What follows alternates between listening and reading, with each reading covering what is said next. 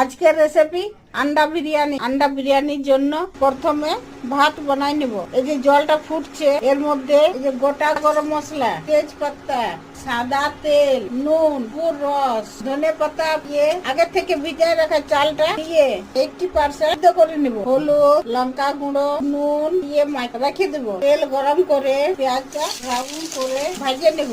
80% ভাতটা হয়ে গেছে, ছেঁকে ঠান্ডা করে নেব। ব্রাউন করে পেঁয়াজ ভাজা হয়ে গেছে, তুলে নেব। ওই তেলে ডিম গুলা ভাজে নেব। ডিম গুলা ভাজা হয়ে গেছে, তুলে নিচ্ছি। আবার একটু তেল দিয়ে গোটা গরম মশলা, ফোড়ন দিয়ে তেজপাতা, পেঁয়াজ ভাজবো। পেঁয়াজ ভাজা হয়ে গেছে, আদা রসুন বাটা, কাঁচা লঙ্কা, টমেটোর পেস্ট, ধনিয়া পাউডার, গোলকি গুঁড়ো, হলুদ, কাশ্মীরি লঙ্কার গুঁড়ো, একটু গরম মশলা, এরপর পরিমাণ মতো নুন, বিরিয়ানি মশলা 1 চামচ। মশলাটা ঠান্ডা করে টক দই, ধনিয়া পাতা দিয়ে আর মশলার সঙ্গে মিক্স করে ডিম গুলা দিয়ে আর মিক্স করে এর উপর ভাত, ফুড কালার, ধনিয়া পাতা, গরম মশলা, বিরিয়ানি মশলা, মিঠাই আতর, ভাজা পেঁয়াজ বা বেরিস্তা আর ঢাকুন দিয়ে এই যে তাওয়াটা বসাই নিয়ে তাওয়াটার উপরে বসাই নিয়ে মিডিয়াম আছে ঢাকুন দিয়ে 15 মিনিট কুক করে আঁচটা বন্ধ করে